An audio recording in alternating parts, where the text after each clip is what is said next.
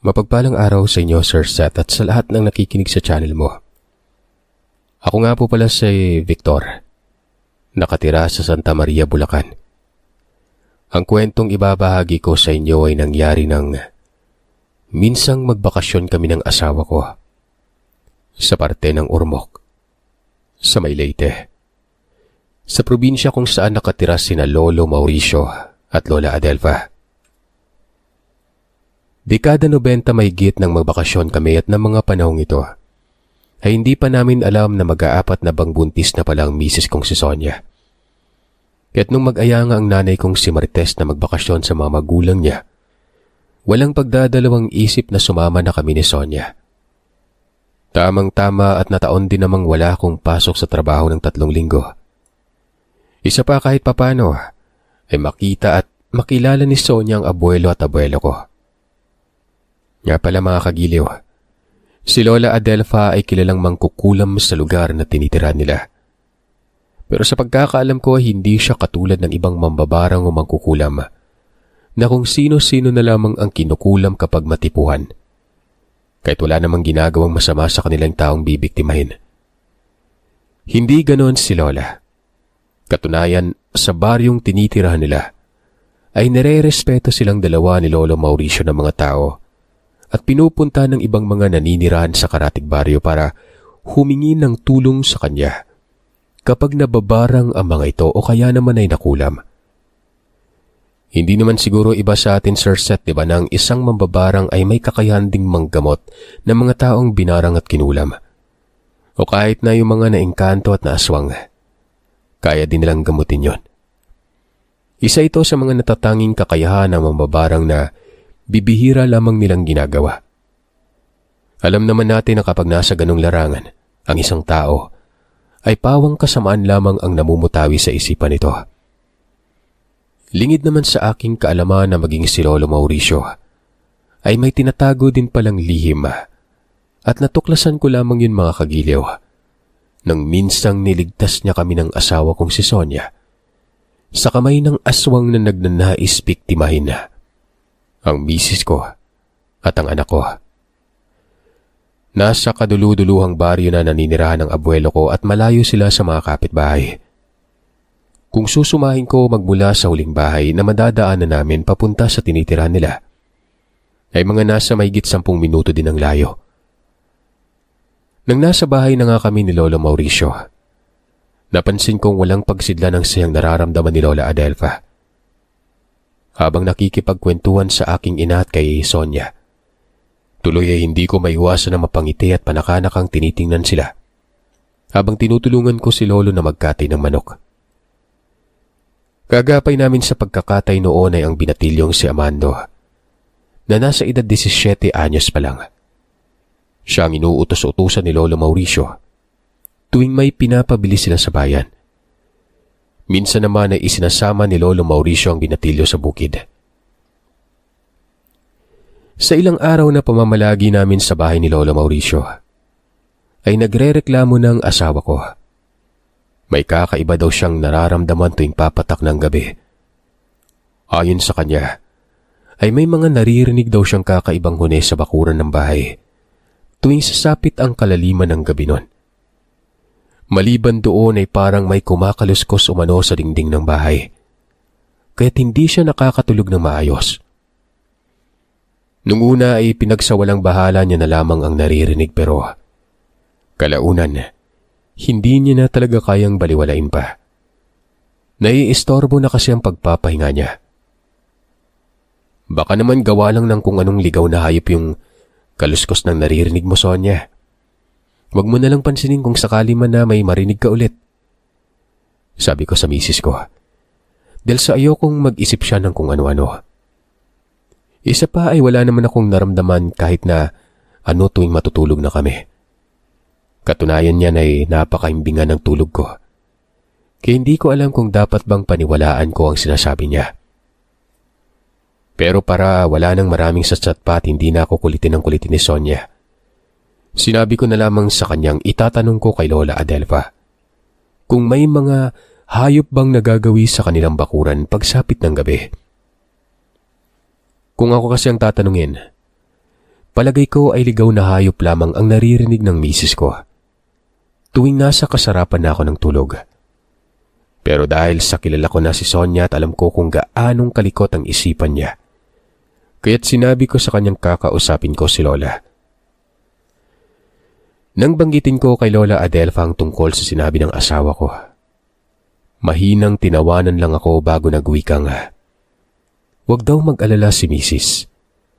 Pusa lamang umano ng kababaryo nila ang naririnig nitong kumakaluskos sa gabi. May pusa o kaya aso daw kasi ang nagagawi sa bakuran ng bahay nila para doon magkutkot ng lupa at maglabas ng sama ng loob. Kaya nga raw kung minsan ay naririnig namin siyang nag-iingay na maagang-maaga sa bakuran ng bahay, yun ay dahil sa dumi ng pusa ng kapitbahay. Sobrang baho daw kasi at kung minsan natatapakan niya pa. Ewan niya nga raw ba kung bakit gustong-gusto dumihan ng hayop na nagagawi ang bakuran nila. Pwedeng-pwede naman sa tabi ng kalsada o kaya sa ibang lugar dumumi ang mga hayop na yon. Pero ang ginagawa ng mga ito, namimirwisyo pa. Saglit naman akong napapaisip sa sinabi ng abuela ko gawa ng wala naman akong napapansin o naaamoy na mabaho sa bakuran ng bahay nila kapag tumatambay ako doon. Di ba nga, kapag may mga dumi ng hayop, kahit na may kalayuan pa yon langhap na langhap mo na kaagad ang amoy nun. Kaya medyo magtataka lang ako at naitatanong ko na rin sa isipan kung talaga nga bang may dumi ng hayop sa bakuran ng bahay nila. Pasensya ka na apo kung natatakot ka man. Hayaan mo at sasawayin ko na yung mga hayop na yun oras na magawi ulit dito sa bakuran. Sabi ni Lola Adelfa sa asawa ko. Matapos niyang sabihin ito ay saglit pa silang nagkatinginan ni Lolo Mauricio. At sa pamamagitan ng tingin ay para bang binabalaan ni Lola Adelfa si Lolo. Ewan ko kung ako lang nakapansin sa ganung tinginan nila o napansin din ng asawa ko. Tuloy ay hindi ko maiwasan na magdudang may inililihim ang dalawang matanda nun. Para mawaglit ang pagdududang nararamdaman ko, saglit na ipinilig ko ang ulo at pilit na iwinaksi sa isipan ng agam-agam. Oo, ngayong narinig mo na yung sinabi ni Lola. Siguro naman mapanatag ka na't napakalikot kasi ng isipan mo. Kaya kung ano-ano na lang yung mapasok dyan. Sabi ko kay Sonia. Sa mga sumunod na araw ay wala naman ang sinabing kababalagan si Sonia. Tahimik at mahimbing naman umano ang tulog niya pagsapit ng kalaliman ng gabi. Isang araw noon, habang naglalakad na kami pauwi sa bahay ni Lola Adelfa, kasama ang binatilyong si Amando. May nakasalubong kaming matandang babaeng nakasuot ng pantrabahong kamiseta at nakasombrero ng abaniko. Nakayapak lamang ang matanda at masamang nakatitig sa asawa ko. Ayoko namang maging bastos sa ibang tao kaya imbis na sitahin ko ang matanda, ay mas maiging kausapin na lamang ito ng mahinahon.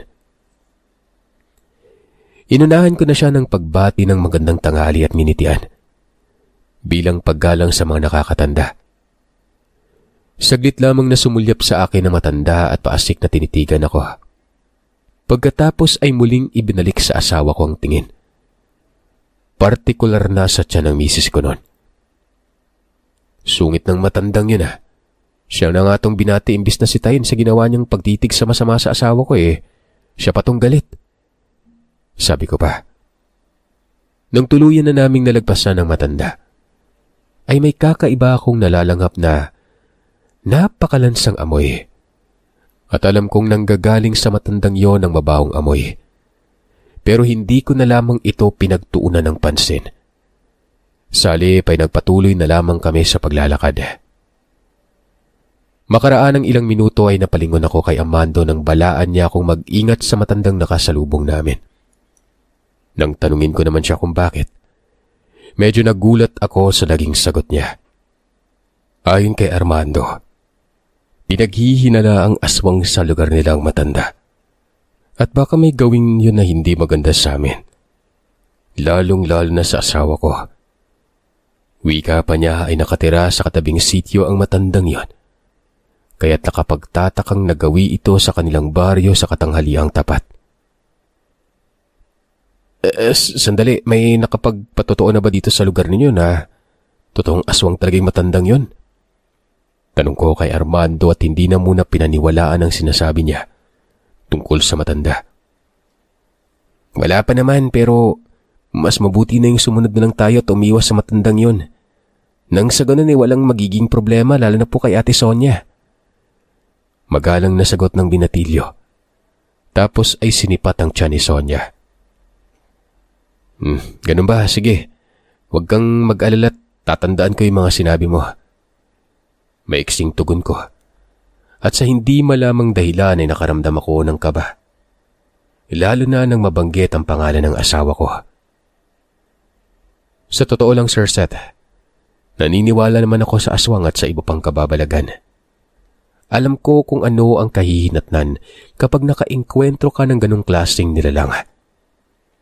Minsan na kasing may nakaingkwentrong nilalang ang aking ama nun. At ang sabi niya ay aswang daw ang nilalang na nakasagupa niya, kasama yung mga kaibigan, nang minsang naabutan sila ng dilim pababa ng bundok.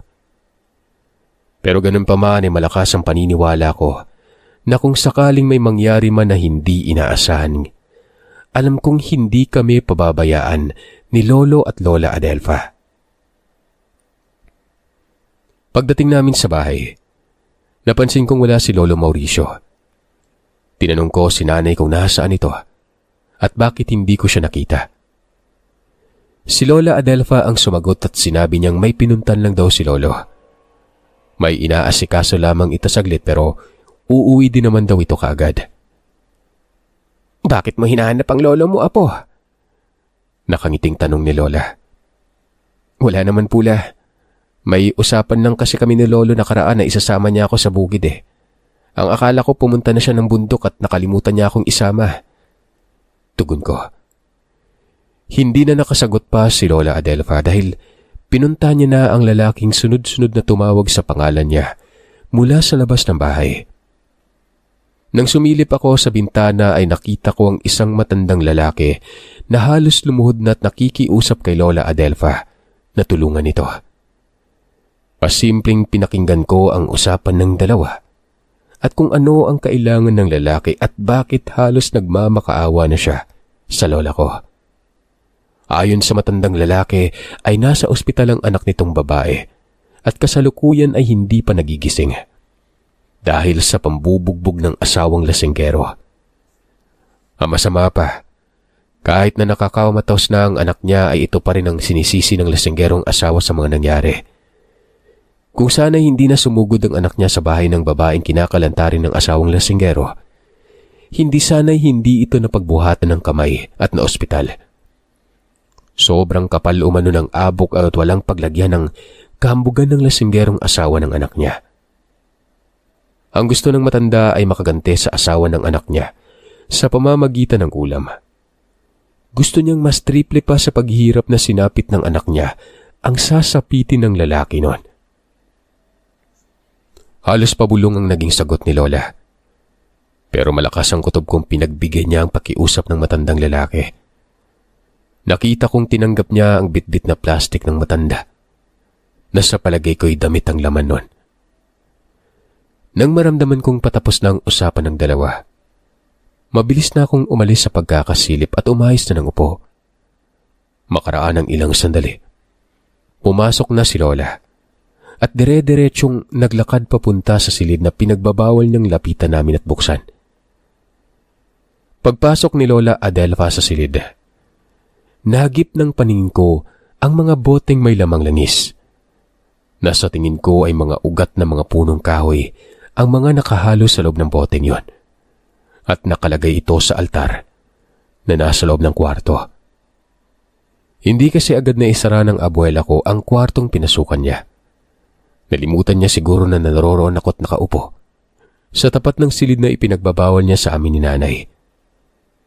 Kitang-kita ko din na halos lahat ng rebultong nakatayo sa altar purong itim. Hindi na lang ako umimik pa dahil hindi naman nalingid sa isipan ko kung anong gawain ng lola ko. Umalis na lamang ako sa kinauupuan ng tawagin na ako ni nanay at ng asawa ko. Nasa lamesa mga ito at kasalukuyan na nagme-merienda. Paglapit ko'y nakikain na rin ako at tahimik na pinapakinggan ang usapan nila. Base sa sinasabi ng nanay, may nakuha daw siyang balita doon sa tindahan na pinagbilhan niya na makakain. May inaswang umano na sanggol sa katabing sitio at kamuntikan ng makuha yun ng aswang. Mabuti na lamang at nalimpungatan umano ang ina ng sanggol. Kaya kaagad na kinuha nitong itak na nakaipit sa gilid ng higaan sabay tinaga ang kamay na may matutulis na kukot puno ng balahibo. Para umanong kamay ng unggoy yun. Mula daw kasi sa butas ng dingding ay lumusot ang kamay papunta sa sanggol na mayat-mayang umuungot ng iyak. Nagkataon pa namang wala ang asawa ng babae dahil nagtatrabaho ito sa bayan at lingguhan kong umuwi. Yung kasama namang dalaga ay sa kabilang kwarto naman umano natutulog. Mabuti na lang talaga at nagising ang ina ng sanggol. Oo, tapos nay, anong nangyari dun sa tinaganong ale? Naputol niya ba yung kamay nung sinasabi mong aswang o nasugatan lang? Tanong ko. Paligoy-ligoy kasi kung magkwento eh. Hindi na lang dinerecha ni nanay kung anong nangyari dun sa aswang. Sabi naman ni nanay, nasugatan lang raw ng itak ang kamay ng nilalang. Nung tagain daw kasi ng babae ang kamay ng nilalang na yon, tumalbog lamang umano ang itak kaya nasugatan lang ng bahagya ang aswang. Sa palagay daw kasi ng ale, kasing kunat ng goma ang balat ng nilalang noong tagain niya. Nakailang taga pa nga raw ang ginawa bago umatungal ang nilalang na parabang babaeng humahagulgol habang nagkukumahog na tumakbo papunta sa likuran ng bahay. Pambihira. Akala ko'y wala nang aswang dito sa lugar na ito. Medyo marami-rami na kasi yung mga taong naninirahan kaya akala ko'y ligtas na sa mga kababalagan yung baryo. Yun pala'y magpaha hanggang ngayon may nanggagampala pa rin pala. Turan ng aking ina. Nay naman huwag na kayong magsabi ng ganyan. Alam mo namang duwag yung asawa ko pagdating sa mga ganyang usapin Napaka matatakutin. Pasensya na kayo anak. Nadala lamang ako sa sinasabi. Hindi ko lang din kasi lubos maisip na may kababalaghan na palang nangyari dito sa lugar. Sagot pa ng aking ina. Natigil lamang sa pagsasalita si nanay nang makita naming papalapit si Lola Adelfa. Maya-maya pa ay napansin kong nilapitan ng abuela ko si Mrs. at may iniabot itong maliit na boteng may lamang langis. Nagtatakang tinanong ko siya kung para saan ang bote na binigay niya kay Sonia. Pangontra sa mga masasamang banta ang langis na yun, apo. Tsaka mabisang pangontra din yan sa aswang. Tugon ni Lola. At may mga sinabi pa ito kung saan pwedeng gamitin ang langis na binigay niya. May pagtatakang nagtanong naman si nanay kung bakit binigyan ni Lola ang asawa ko ng ganong klaseng langis nagbabakasyon lang naman kami sa kanila. At bihira lamang din kaming lumabas ng bahay. Halos hindi ako makapaniwala sa sinabi ng abuela ko. Nang sabihin niyang buntis ang asawa ko noon. Kung kaya't kinakailangan ni Sonia ng mga pangontra para mailayo sa masamang banta ng mga nilalang na nakakaalam ng pagbubuntis niya. Gulat na gulat kami noon. Hindi maalis-alis ang ngiti sa labi ni nanay. Matapos marinig ang sinabi ni Lola. Teka lang hula, talaga bang buntis yung asawa ko la? Tanong ko dahil hindi ako makapaniwala nun. Halos mag-4 na taon na kasi kaming sumubok na magkaanak pero hindi pa rin nabibiyayaan. Kaya nang marinig kong sinabi ni Lola, iniisip kong baka nagkamali lamang siya o kaya naman ay binibiro nilang kami.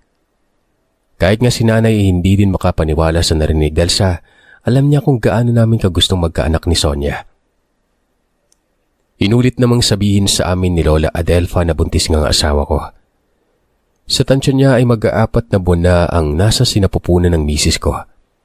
At kaya niya binigyan ng langis si Sonia dahil napansin niyang namarkahan ito ng aswang. Ramdam niya rin ang presensya ng nilalang at maging ang amoy noon ay nakadikit na sa damit ng asawa ko. Magpalit ka ng damit at ibigay mo sa akin ang pinaghubaran mo. May gagawin lamang ako para hindi ka malapitan uli ng nilalang na yon.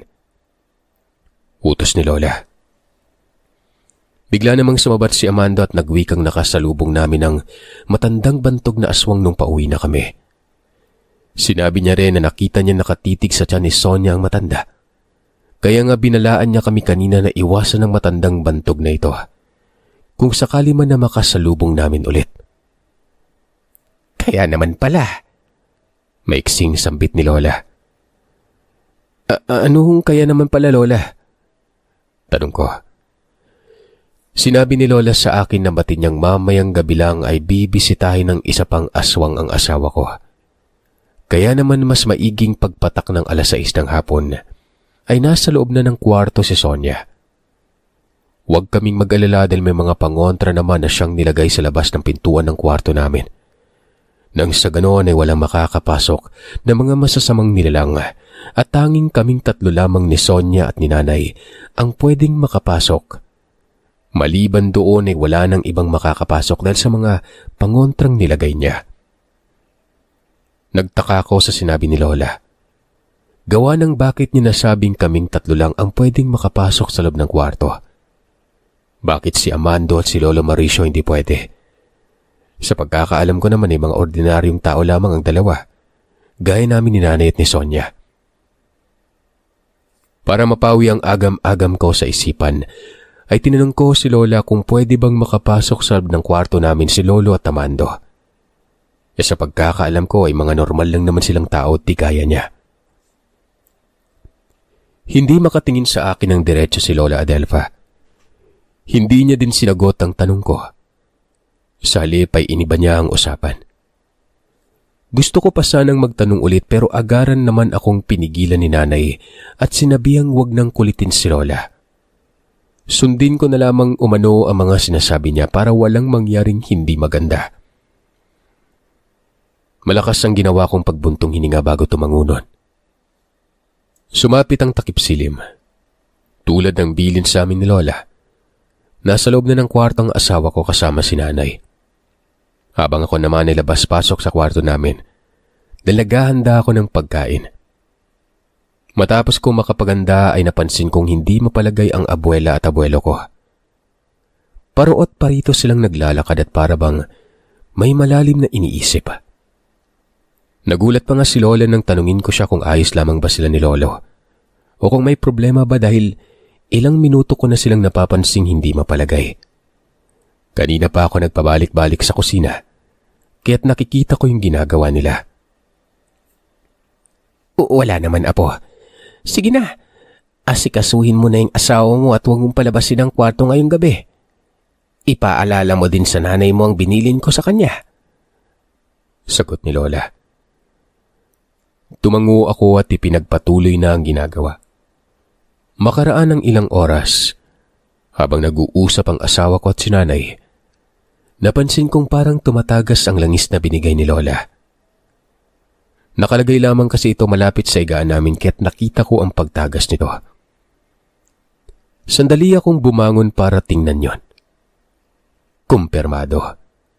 Kitang-kita kong bumubulanga ang langis at parang mapuputol na ang leeg ng bote. Dahil sa tindi ng pagkulo ng langis, naaakalain mong pinakuluan ito. Kagad kong inalis ang takip ng bote para matigil na ang pagkulo ng langis na yon. Nang sa walang ano-ano ay bigla na lamang akong nakaramdam ng kakaiba sa paligid. Nakarinig ako ng mga kaluskos at para bang may umaali-aligid sa bahay. Dahan-dahan nang kumakabog ang dibdib ko sa hindi mawaring dahilan. Ilang sandali pa ay nakarinig na ako ng malakas na alulong ng aso at nakakapangilabot ito pakinggan. Kumunot ang noo ko at mayat-mayang tumingin kay Nanay. Dahil sa ang alam ko, wala namang alagang aso sina Lola Adelfa kaya papaanong nagkaroon ng aso malapit sa kanila.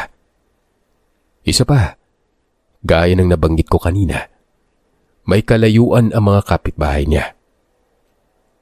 Ilang saglit pa ay narinig kong dahan-dahang bumukas ang pintuan ng bahay. Dahil sa hindi naman ako pwedeng magbukas ng pintuan o lumabas ng kwarto sa ganong oras, gaya ng bili ni Lolo, naganap na lamang ako ng siwang na pwede kong masilipan para makita ko ang labas ng bahay nun. Naalala ko kasi ang kabilin-bilin ng aking abuelo na kahit anong mangyari ay huwag kong iwanan ng asawa ko. O huwag akong magbukas ng pinto sa oras na may marinig na akong kakaiba sa labas. Hayaan ko umano kung sakali man na may maririnig na ako o mapapansin nun. Dahil sila na umano ang bahala. Ilang sandali pa ay naririnig ko nang may nagkakagulo sa labas ng bakod. Animoy nang gigigil ang mga ito at gustong-gustong pumasok sa loob ng bakuran. Bahagya akong sumilip sa dingding ng kwarto dahil sa may konting siwang akong nakita nun. Hindi naman ako gaanong nahirapang makitang labas ng bahay dahil sa maliwanag ang sinag ng buwan ng gabing ito. Nanlaki ang mga mata ko. Nanindig ang mga balahibo ko nang may nasilayan akong kakaibang hayop. Para itong aso, pero mas malaki pa kesa sa pangkaraniwang aso yon. Sa unang tingin pa lang, ay napagkamalan mo talaga itong batang kalabaw. Pero mas nagulat ako nang makita si Lolo Mauricio na lumabas ng bahay.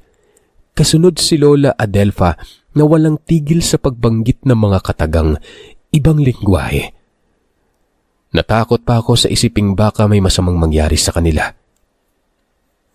Hanggang sa ilang sandali pa, mas nagulat ako nang sa hindi ko lubos akalain na mismong ng gabing yon ay makikita ng dalawang mga mata ko ang kahindik-hindik na pangyayari at itsura ni Lolo Mauricio.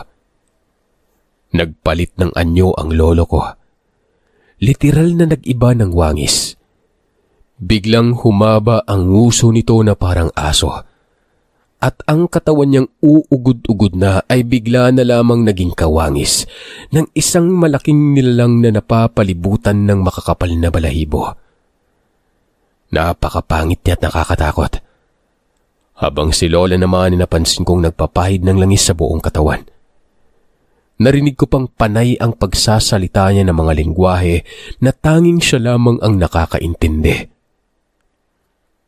Napakurap ako ng ilang beses sa pag-akala nga namamalikmata lamang ako. Pero hindi. Kahit na kasi nakailang beses pang kinusot-kusot ko yung mga mata ko, ganun at ganun pa rin talagang itsura ni Lolo. Nakakatakot at nakakapanindig ng balahibo. Nasindak ako sa mga sumunod na nangyari. Dahil nakita ko si Lolo Mauricio na patakbong nilapitan ng mga nilalang na nasa gilid ng bakuran. Sinakmal niya ito at walang pag-aalinlangang inihagis papasok sa loob ng bakuran. Pagkabagsak ng nilalang sa loob, bigla itong nagpalit anyo. Naging isang matandang babae. Naikuyom ko yung kamao nang makilala ko kung sino ang matandang yon.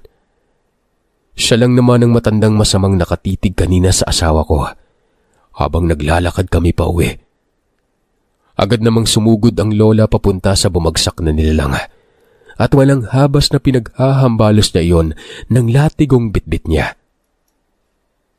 Halos magmakaawa na sa pag-atungal ang nilalang dahil sa ginawang sunod-sunod na paghambalos ni Lola. Lalo na noong pahiran niya ng langis ang latigo at muling hinambalos dito. Panay ang pagpapakawala niya ng mga katagang hindi ko maintindihan. At sa tingin ko pa sa bawat pagbigkas niya mga katagang yun nasasaktan at namimilipit ang nilalang. Wala nang nagawa pa ang nilalang kundi ang umalulong na lamang ng umalulong. Nang sa ilang sandali pa, may isang malaking ibon akong nakitang mabilis na bumulusok patungo sa nilalang. At mabilis nang hinawakan ang mga paa nito ang nakahandusay na aswang. At mabilis pa sa kidlat na lumipad pa itaas. Tanging paghunay ng wakwak na lamang ang narinig ko sa kaliman ng gabi. Hanggang sa napansin kong unti-unti nang bumalik ang dating kaanyuan ni Lolo. At muli na itong pumasok ng bahay. Nang gabing yon na hindi ako lumabas ng kwarto. Sa takot na baka may gawing masama sa amin si Lolo. Kabado man ay tinanong ko si nanay kung alam niya ba ang totoong katauhan ni Lolo noon. Tumango ang aking ina at nagwikang, Mas maganda kung ang mga magulang niya na lamang ang magpapaliwanag ukol sa mga nakita ko. Magpahinga na tayo. Bukas na lang natin pag-usapan yung tungkol sa mga nangyari ngayon. Tura ng aking ina. Wala na akong nagawa pa kundi ang sundin ang sinabi ng nanay. Nang mahiga na kami ni Sonia, ipinikit ko ang mga mata at pinakalma ang sarili para makatulog. Pero sadyang nilamon talaga ako ng takot, kaya't hindi ako dinadalaw ng antok kahit na ano pa man ang gawin ko noon. Kinaumagahan ay nadatnan ko sina Lolo at Lola Adelfa sa sala. Para bang sinasadya talaga nilang hintayin akong magising at lumabas ng kwarto. Hindi ako makatingin ng diretso sa kanilang dalawa. Dahil natatakot pa rin ako't hindi mawala-wala sa isipan ko ang natuklasan kagabi. Masinsinang ipinaliwanag ni Lolo sa amin ang tungkol sa mga nangyari. Inamin niya ang buong katotohanan tungkol sa kanilang pagkatao. Noon pa man ay isang aswang na pala si Lolo. Minana niya ang pagiging aswang sa kanyang mga magulang. Pero kahit magpaganon pa man, kaya niyang kontrolin ang sarili at hindi siya kumakain ng tao. Katunayan nga ay kaya niya makipagsabayan sa mga normal na tao. Dahil sa pinipigilan at ikinukulong ni Lola Adelfa ang katauhan niyang pagiging aswang noon.